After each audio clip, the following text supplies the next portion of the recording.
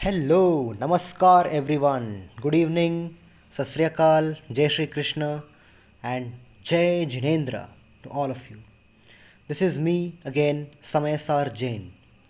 This is my third video about Jainism, and today I'm going to talk about the Navkar Maha Mantras. So, as you all know, the Navkar Mahamantras are the main mantras of Jainism. You may have also heard me in my previous videos. After I ended the video, I would say the Namokara mantras, that Namo Arahantanam, Namo Siddhanam, Namo Airyanam, Namo Uvajjayanam, and Namo Loye Savasahunam. So today, let us try to understand what the Navkar mantras are and how essential is it in our daily lives. Okay, so let's begin. So, the Navkar Mahamantras, which are also known as Namokar Mahamantras. So, let me tell you, all of you, that basically in North India, they say they call these mantras as the Navkar mantras, whereas in South India normally we happen to call it as the Namokar Mahamantras. So Navkar means 9, and Mahamantras means very great mantras and powerful mantras. So I'll explain the details. So first let's understand how and what Namokara Mahamantra is. Okay, so I'll continue now. I'll start reading. The Navkar Mahamantras, which are also known as the Namokar Mahamantras, are the most profound and the most powerful mantras that ever exists in the universe and in the entire multiverse. These sacred Mahamantras are so special and can do wonders for anyone who recites these Mahamantras every day with lots of devotion and with complete faith. So basically, this Namokar Mahamantras, it is also known as the king of all Mahamantras in this entire multiverse, not just this entire world or this universe, but in the entire multiverse. Now, all of you may think, okay, what is this multiverse? Basically, a multiverse is it's a combination of many universe. For example, in one solar system there are many planets, and in one galaxy, around one galaxy there are many solar systems, and there are many solar systems in a universe. So basically, multiverse is even more bigger than the universe, and multiverse is basically it's a combination of many universe. That is called as multiverse. It is not my own terminology. It is what scientists have told. So basically, this is what a multiverse is. So the Navkar Mahamantras are the most profound and the most powerful mantras that ever exists in the universe and in the entire multiverse. These sacred Mahamantras are so special and can do wonders for anyone who recites these Mahamantras every day with lots of devotion and with complete faith. So, okay, now let's understand what kind of wonders can these Mahamantras do. So, moving ahead, therefore, Navkar Mahamantras basically can do two main benefits for us spiritually each time we recite them. So, the Navkar Mahamantras, they can actually do a lot of benefits for us in terms of spirituality, and in fact even in terms of worldly life also it can do many wonders, but mainly it gives us a lot of benefits in spirituality. So each time we recite the Namokar Mahamantras, the first benefit is that the Navkar Mahamantras can destroy all our sins, which means bad karmas, and increase our good karmas, that is punya, by which we all, I'll just say once again, the first benefit is the Navkar Mahamantras can destroy all our bad karmas and increase our good karmas, and due to the good karmas by which we all due to the good karmas we all will receive lot of materialistic gains, such as enormous amounts of wealth, luxury and great comforts, big fame in society and even internationally, and even prosperity in our jobs, careers and businesses, and all the worldly possessions which a common man generally desires to have or own. So the first benefit is that when we chant the Namokar mantras, it will destroy a lot of our bad karmas and increase our good karmas. Now, of course, many of you may wonder that why are some people born rich and some people are born middle class and some people are born very poor. The reason is it all depends on their karmas. And I'm sure all of you may have understood the concept of karma. And this I've explained in the previous video. You can check it if you want to. Well, so basically, those people who are born into very wealthy families, and who are born they are born into these royal families, and they are born as prince and princesses, going to be future kings and future queens, and even basically all the children of the multi-billionaires in the world. Why are some kids born in so wealthy families, whereas some other people, they can be born in the slums? Well, it's all a result of their previous birth's karma. So, however, by chanting the Namokar Mahamantras, the first benefit the Namokar Mahamantras can do to any person or to any living being is that it will destroy a lot of that person's bad karmas and increase his good karmas. And by those good karmas, that person can get lot of materialistic gains, such as lots of wealth, lots of money, luxury, great comforts and fame in society and even internationally. And in short, to say Namokar Mahamantras, along with your hard work, along with your smart work, and along with your efforts, if you chant Namokara Mahamantras, your prosperity and your success in your careers and jobs is 100% guaranteed. So this is the first benefit a Namokar Mahamantra can do to you. Can give you.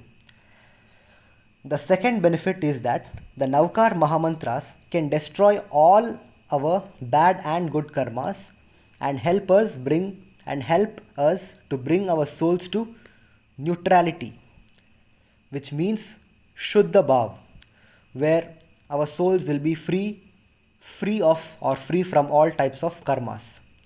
The second benefit is a spiritual benefit which the Namokar Mahamantras can do, and that is that the Namokar Mahamantras, it can destroy both our bad and good. And here one more thing I want to let all of you know is that the Navkar mantras, it can either destroy only your bad karmas, or it can destroy both your bad and good karmas. But one thing is 100% guarantee, that the Namokara mantras will never only destroy your good karmas and just keep your bad karmas. The Namokar Mahamantras are sacred mantras which are meant for each individual's well-being and prosperity. So this one, Namokar Mahamantras can do two types of miracles or two types of wonders. That is, the first thing is Namokar Mahamantras, it can destroy only all your bad karmas, as I mentioned, or at least most of your bad karmas, and help you help you to get all your materialistic gains and luxuries, etc. Or the second thing is that the Namokar Mahamantras even has the ability to destroy both your good and bad karmas and bring your soul to complete neutrality. Now all of you may wonder, what is the benefit of this? Okay, putting an end to bad karmas, all of you understand. But now all of you may understand what is the benefit of putting an end to both good and bad karmas. So for this, all of you need to realize one thing, that if you want to attain moksha, according to Jainism, if you want to attain moksha, if you want to get salvation and get moksha, or as nirvana, you should not have any karmas in your soul. Your soul should be free from all karmas, be it good or be it bad. For example, how can I say this? Both good karma and bad karmas are different, yes, but end of the day, both are karmas. As long as karmas exist in your soul, you will still be in this, you will be in this cycle of life and death. If you want to renounce, if you want to be free from this cycle of life and death, if you want to break the chain of if you want to break the chain of this cycle of life and death and attain moksha, first of all you should be free from all karmas. And for that, you need to put an end to all your karmas. And for that, Namokara Mahamantra is one of the very good mantras for that. So basically, when you do a bad deed, sin or papa karma, it is called Ashubha Bhava. Okay, so when you do bad karma, it is called as Ashubha Bhava, and when you do good karma, it is called Shubha Bhava. Okay, when you do good karma, it is called Shubha Bhava, and when you do like neither good nor bad, when your soul is in complete neutrality, it is Shuddha Bhav. Shuddha Bhav means purity, neither good nor bad, just complete purity and neutrality. So by this, your soul can you means your soul, you will be more closer to attaining moksha. So the second benefit is that the Navkar Mahamantras can destroy all our bad and good karmas. In short, it can destroy all the karmas in our souls, and it can help us bring our souls to neutrality, by which we can come on the path to attain liberation, which means mukti or moksha. Thus, it will become easier for us to do proper and blissful meditation. Okay, once your soul is free of karmas, you can do proper and blissful meditation and finally attain moksha. When you do proper and blissful meditation, you can attain moksha. Because in order to attain moksha, our souls should be free from both good and bad karmas. I just explained to all of you right now. Okay, because in order to attain moksha, our souls should be free from both good and bad karmas, and not just from the bad karmas. So many of you may think that, okay, how about we just do only good karmas, we only do acts of punya and not do sins.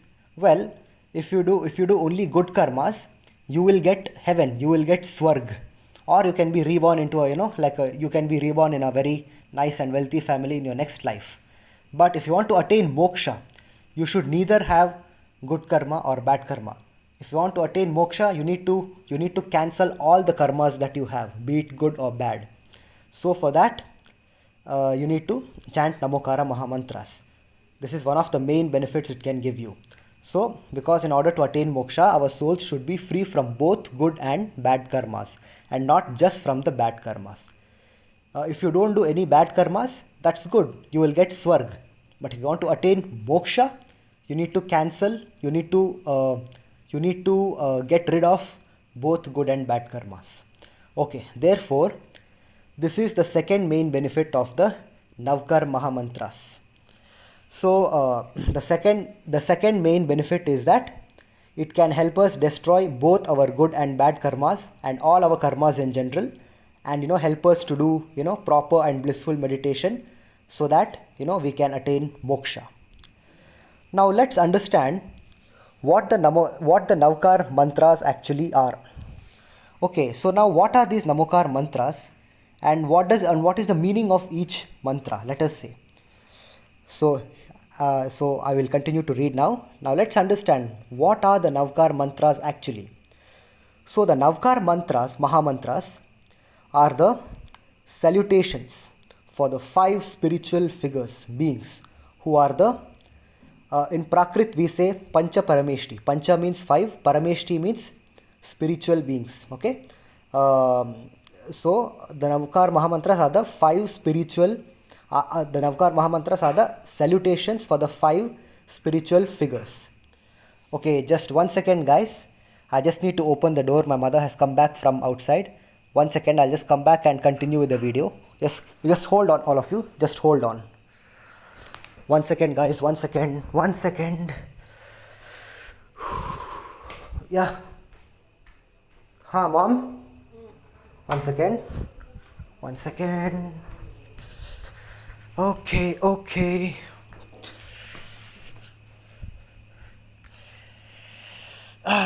Yeah, okay, guys. So sorry, I just had to open the door, my mother just came back. Okay. So, okay, now let's continue. So, what I was saying, yeah, now let's understand what are these Namokar Mahamantras. When we say Namo Arahantanam, what does it mean? The first one is Arahantanam, who is the Arahanta. Now, what is an Arahanta? Arahanta means God with a body and who is 2500 feet above the ground in the sky. Okay. Okay, so basically, if you want to go to the details of this, it is very complex in Jainism. But then here I'm just sharing with you my knowledge. So Arahanta is basically a god with a body, and he is 2,500 feet above the ground in the sky. And what are his qualities?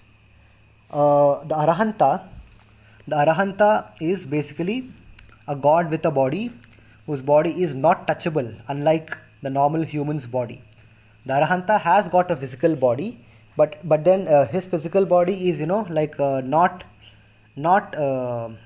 as same as the normal human being's body. So therefore he is not touchable. I mean, like for example, you can see those people who are in Videk Kshetra, they can actually see Arahanta, but then it is not possible for them to touch his body, because it is not like the normal human being's body. Basically, it is like for example, those of you may have seen a candle, like when the when the candle is on, when the flame of the candle is on, you can just pass your finger through the flame, but then is it possible for you to hold the flame? It's not possible, right? So similarly, even with the body of the Arahanta, his body is visible, and you can see it properly, but unlike the normal human being's physical body, you cannot touch the body of an Arahanta. And Arahanta can be seen in Videk Kshetra. Now basically, what is this Videk Kshetra? I won't be explaining in this video, but then I'll just tell you in short. Videk Kshetra is basically another world according to Jainism, where another world just like the earth. But then the good thing is that in that Videk Kshetra, there is no such thing as Kali Yuga. It is always another Yug. There is no such thing as Kali Yuga in Videk Kshetra. Therefore, from this another world called Videk Kshetra, it is always possible for anyone to attain moksha, because according to Jainism, in this Kali Yuga, no one can attain moksha from the earth. Actually, there are like many yugs according to Jainism, such as, like Dushuma Dushuma, Kali Yuga, and so many other yugas are there. But then I'm not so well versed in those things, but I'm just sharing with you my knowledge. So according to Jainism, only in the times of Dushuma we can attain moksha from the earth. But then when it is not Dushuma, when it is this Kali Yuga or any other yuga apart from Dushuma, we cannot attain moksha from the earth. But then what is special about this Videk Kshetra is that from Videk Kshetra, but then even to go to Videk Kshetra, we cannot travel over there using any vehicles or something. If you want to go to Videk Kshetra, we have to be born there, and in order to be born in Videk Kshetra, we have to do that kind of good deeds in our life, by which we can be born in Videk Kshetra. So basically, if you want to go to Videk Kshetra, The only way is to be born there. That's it. There is no other way from Earth you can go to Videk Kshetra. It is like, entirely another world. So basically, in Videk Kshetra, you can get to see the Arahanta, who is the god with body. He's a god with a special type of body, unlike the normal human's body. So therefore, he is not touchable. So I'll tell you the characteristics of the Arahanta. The Arahanta is a god with a body who is not touchable, unlike the normal human being's body, and whose blood is white like milk. For us humans, our blood is normally red. In fact, it is red only. But whereas for Arahanta, his blood will be, like white like milk, whose body has Vajra Vrishabhanatha Shakti, which means great and very extreme amount of physical strength. The Arahanta's body is so powerful that, for example, like if you take, a hammer or a sickle or any tool or any weapon and hit him with that tool, that hammer, that sickle, that equipment, that weapon, that will be broken into pieces, that will be completely destroyed. But then nothing will happen to the Arahanta. That is the very extreme amount of physical strength an Arahanta has. And last but not the least, the Arahantas, and Arahanta, it's not that it is not that there is only one Arahanta. Everyone who strives to go to moksha can become an Arahanta. But of course, that is great. It requires a lot of effort and great deal of hard work, dedication, and devotion and determination. It's not very easy to become an Arahanta. Well, so last but not the least, the Arahanta is the god who will definitely attain moksha after a certain time. Now basically, all of you may wonder, okay, why does the Arahanta have a body? Well, the Arahanta has the body because even though after they have become enlightened and they have received salvation, little bit of their punya karma will be remaining in them. So due to that punya karma, they will have this special type of physical body for a certain number of time. And when I say a certain number of time, it does not mean that few minutes or hours. It can be for years, for even centuries. But after those punya karma is finished, after those punya karma has been shed, the Arahantas, they will only have the soul, and that soul will go to moksha. Because and when the Arahantas attains moksha, even the Arahanta's body will not go to moksha. So even though he is an Arahanta and he has got a very special physical body, unlike the normal human body, still when the Arahantas attain moksha, which they will 100%, when the Arahantas attain moksha, even the Arahanta's body will, it will just like vanish into thin air. Even the Arahanta's body will not go to moksha. Only the soul of the Arahanta goes to moksha. Because to moksha only souls can go, no physical bodies can go. So therefore, when the Arahanta attains moksha, only the soul of the Arahanta goes to moksha, while the Arahanta's body will turn to smoke and vanish into thin air the moment the soul of the Arahanta attains moksha. So the moment the soul of the Arahanta attains moksha, that instantly this special type of physical body of the Arahanta will vanish into thin air like this. So coming to the next, so Arahanta is basically the first Parameshti, is the first of the Pancha Parameshti. Now the second Parameshti is Siddha. A Siddha is the supreme soul who has attained moksha, who is completely liberated from all karmas, and who is either a Kevali or a Tirthankar. And a Siddha does not have a physical body or any other body. A Siddha is only a pure supreme soul and an enlightened soul. Last but not the least, a Siddha lives in complete bliss, Bliss, which means permanent and eternal happiness.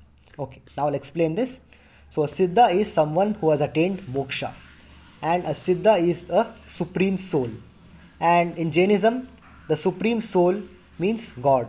So anyone who becomes a supreme soul, like soul means Atma, and supreme soul means Paramatma. So anyone who attains this state of anyone who attains moksha, the highest state of consciousness, and who becomes a supreme soul, that soul is called a god, a supreme soul. So in other words, in Prakrit, a supreme soul is called as a Siddha. So a Siddha is the supreme soul who has attained moksha and who is completely liberated from all karmas. A Siddha does not have any karmas a Siddha does not have any karmas in the soul. Therefore, that is why Siddha is in moksha, because to moksha only those souls can go which does not have any karmas. So a Siddha is the supreme soul who has attained moksha and who is completely liberated from all karmas, and who is either a Kevali or a Tirthankar. So in Jainism, you may have heard of these 24 Jain Tirthankars, starting from Lord Rishabhnath all the way until Lord Vardhaman Mahavir. So all the 24 Tirthankaras in Jainism have also attained moksha. So basically now you may understand that what is a Tirthankar and a Kevali. So basically a Tirthankar is someone someone who attains moksha through, first he becomes an Arahanta, and then from Arahanta he gives lectures to people regarding a true enlightenment, and then he attains moksha. So that is a Tirthankar. So in Jainism, you may have, I'm sure all of you know the names of the 24 Tirthankars, and each Tirthankar, they have got a symbol under them. Like whenever you see a Jain statue, you can actually see a symbol of, you can see their symbol. Like for example, Lord Mahavira, he has got the symbol of a lion. Lord Parshanatha has got a symbol of a snake. Lord Adinath Rishabdev has got symbol of a bull. Lord Ajitanatha has got symbol of an elephant. So basically like this, each Tirthankara will have a symbol, whereas a Kevali does not have any symbol. So among the Jain Tirthankars, I'm sure all of you might have heard of Lord Bahubali Gommateshwar. Lord Bahubali Gommateshwar was, he was the son of Lord Adinath, the second son, and his elder brother Bharata. So basically Bharata and Bahubali, they have also attained moksha, but unlike the 24 Tirthankars, Bharata and Bahubali, though they have attained moksha, they are not Tirthankars, they are only Kevalis. And Kevalis, they don't have any, they don't have any symbol under them. Lord, if you see, if you see the statue or a photo of Lord Bahubali or even of Bharata, there is no symbol of an animal, or in fact there is no symbol, any symbol at all. So basically a Kevali does not have any symbol under them, whereas a Tirthankar does. This is the main difference between a Tirthankar and a Kevali. So out of the 24 Jain Tirthankars, all the 24 Tirthankars have got symbols under them. Only Lord Bahubali Gommateshwar and Lord Bharata don't have symbols under them. Okay, so next, moving ahead, and a Siddha does not have a physical body. A Siddha does not have a physical body. In fact, a Siddha does not even have any kind of body, be it physical body, be it astral body, be it Vaikrika body, whatever. A Siddha does not have any body at all. A Siddha is 100% pure soul and who has attained moksha. So that is a Siddha. And Siddha is the only, and Siddhas are the souls that live in complete bliss. Now all of you may understand what is bliss. Bliss means permanent and eternal happiness. When you just say happiness, it means that okay, happiness, it like comes and goes. Like in our daily lives, today we'll be happy, tomorrow we can be sad, and again day after we can be happy. So basically in this earth, in this mundane world, Mundane means like in this normal world, in this Kali Yuga on earth, happiness just comes and goes almost like every day. Whereas bliss means only happiness and permanent happiness and eternal happiness. When you say bliss, it means permanent and eternal state of happiness. Once you become a Siddha, means once a soul becomes a Siddha, that soul will never get the taste of sadness ever again. I repeat, once a soul attains moksha, that soul will never experience the taste of sadness ever again. That soul will live in complete bliss for eternity and permanently. So, bliss means permanent and eternal happiness. Now, the third Parameshti is the Acharya. The Acharya is the leader and the head of all the Jain saints. An Acharya is a well-versed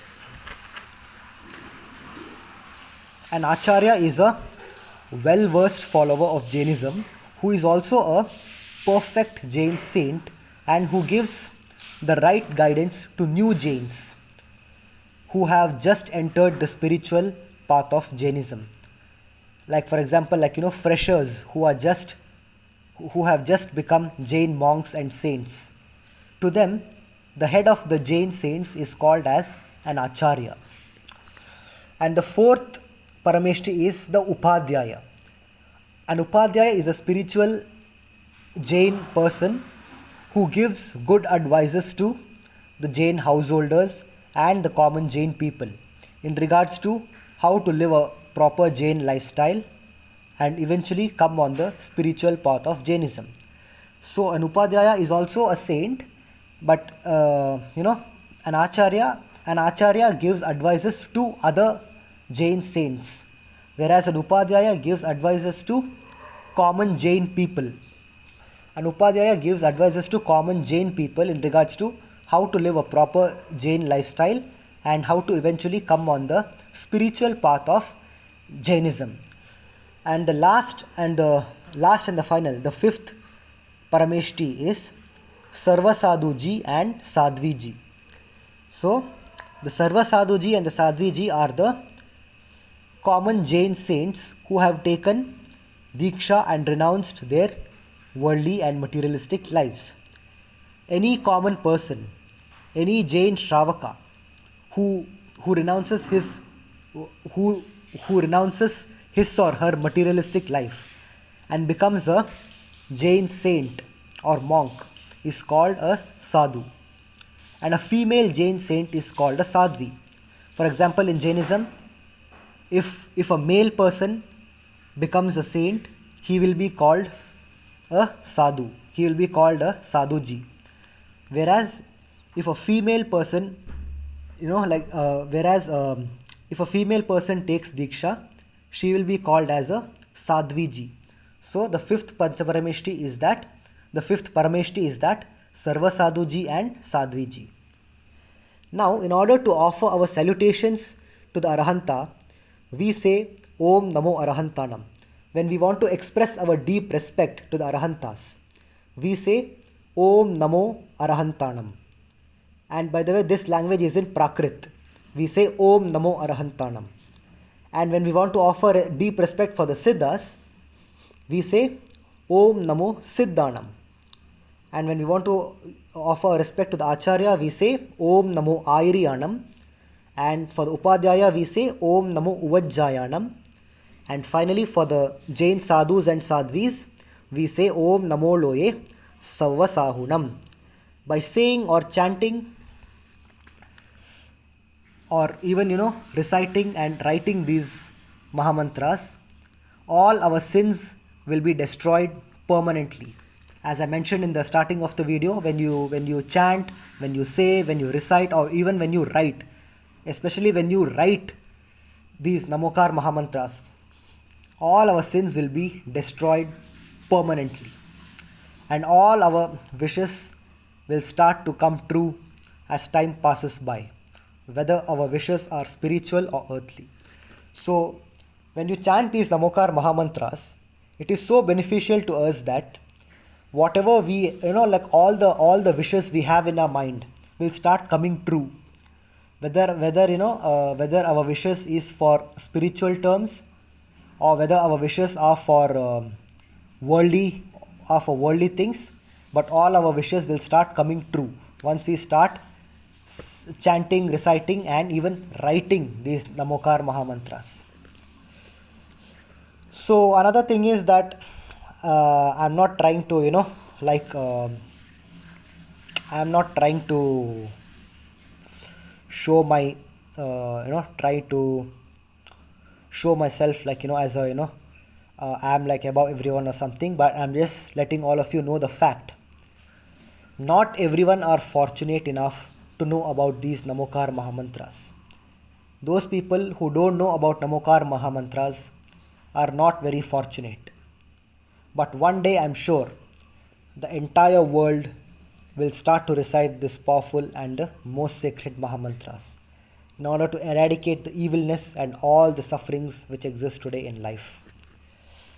Let's say for some, we normally think that, okay, those people who don't have lot of money, who don't have, who don't have proper house to live, who are homeless, who are, living in poverty, they are the ones who are unfortunate, which is true, by the way. But if you want to, say in spiritual terms, those people who don't know about Namokara Mahamantras are also in fact very unfortunate people, are also very unfortunate, or possibly they are not as fortunate as those people who know about Namokar Mahamantras. So because see, when you know about Namokar Mahamantras, there is no way that you will ever be financially poor, or there is no way that you will be homeless. Once you start chanting Namokar Mahamantras, within a matter of weeks and months, you will start getting the sweet fruits of it.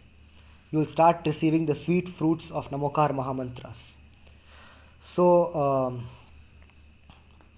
basically this is what the Namokara Mahamantras is all about. And another thing I want to let all of you know about Namokar Mahamantras, the Namokar Mahamantras, can only do good things to you. It can never do any harmful things to you. For example, like even you can check on YouTube, that what are the speciality of Namokar Mahamantras. The speciality of Namokar Mahamantras is, this is the normal way how we say Om Namo Arahantanam, Om Namo Siddhanam, and then we say Om Namo Ayuryanam, Om Namo Uvajjayanam, and Om Namo Loye Savasahunam. This is the normal way how we chant the Namokar Mahamantras. But the special, but then the most special thing about this Mahamantras is that you can chant it anyhow. You can even chant like, you can even chant like, Namo Uvajjayanam, Namo Ayuryanam, Namo Loye Savasahunam, Namo Siddhanam, Namo Rahantanam. Still these mantras will work for you. And not only that, you can even just say you can only just say the first letters of these mantras. You can say A for Arahantanam, you can say C for Siddhanam, you can say A for Ayuryanam, you can say U for Uvajjayanam, and you can just say this Sa for Namo Loye Savasahunam. So in other words, you can just say Om Brim Arham A Si Ya Usa Namaha. When you say Om Brim Arham A Si Ya Usa Namaha itself, like it is as good as chanting the entire Namokar Mahamantras. And trust me, it can give you a lot of good results in your life. So all of you, my request to you, one more thing before I end this video. Many of you may think that I'm just trying to promote my religion's mantra. No, the Namokar Mahamantras are universal mantras. It is not just Jainism's mantras. The Namokar Mahamantras are, it is the universal Mahamantra, and it is the king of all mantras in this entire universe and multiverse. So even you can check on Google also. It is clearly mentioned that the Namokar Mahamantras does not praise any particular deity, which means that there is no particular god, goddess, or deity in these Namokar Mahamantras. When we chant these Namokar Mahamantras, we are just chanting a universal mantra, thanking our teachers, thanking the Paramatmas, thanking the head of all the saints, thanking the saints who give good advices to us, and thanking all the normal saints who have just entered into their into the who have just entered into the path of spirituality. So in these Namokar Mahamantras, we are not praising any particular god, goddess, or deity. These are just mantras that are absolutely profound and powerful, and it can do wonders for anyone, be it Jains, be it non-Jains. Anyone who chants these Mahamantras can get amazing results in their lifestyle. So before ending this video, once I will just chant these Namokar Mahamantras completely, and I will finally end the video for today. Okay, so starting with this: Namo Arahantanam, Namo Siddhanam, Namo Airyanam, Namo Vajjayanam, Namo Loyesavasahunam, Eso Pancha Namukkaro, Savapava Panasano, Mangalananch Sauvesim, Padamama Havai Mangalam. So now another thing I just want to add before I close this video. Namokar Mahamantras, you can just say these 5 Mahamantras, but then normally, like if you want to say the complete form of the Namokar Mahamantras, you also need to say this Eso Pancha Namukkaro, which means after you say this Namo Arahantanam till Namo Loyesavasahunam, in the last you say Eso Pancha Namukkaro, may all these 5 Panchaparameshtis Savapava Panasano, may all these Panchaparameshtis come into my soul and destroy all my sins. Mangala Nancha Sauvesim, may all these 5 Panchaparameshtis, like give me proper guidance. Padamama Havai Mangalam, may all these 5 spiritual beings come into my soul, give me proper guidance, and help me to come on the path of moksha. But the first thing is, okay, Eso Pancha Namukkaro, which means that may all these 5 Panchaparameshtis come into my soul and destroy all my sins. Savva means all, Pava means sins, Panasano, Savva Pava Panasano, which means may all it will destroy all your sins. May all these 5 Panchaparameshtis come into my soul and completely destroy all my sins, and then finally help me to come on the path of liberation or mukti or moksha. So that's it, guys. This is my 3rd video on Jainism, and please let me know your thoughts in the comments below. And if I have if I have hurt anyone's feelings, please forgive me. I'm just sharing my knowledge about Jainism, and I'll keep putting more videos, not only about Jainism but about many other topics. So for today, this is it. So once again, I'll just chant the Namokar Mahamantras completely, and I'll finally close this video. Namo Arahantanam, Namo Siddhanam, Namo Airyanam, Namo Vajjayanam, Namo Loyesavasahunam, Eso Pancha Namukkaro, Savapava Panasano, Mangalanancha Sauvesim, Padamama Havai Mangalam. Om Brim Shrim Arham Asya Usa Namaha.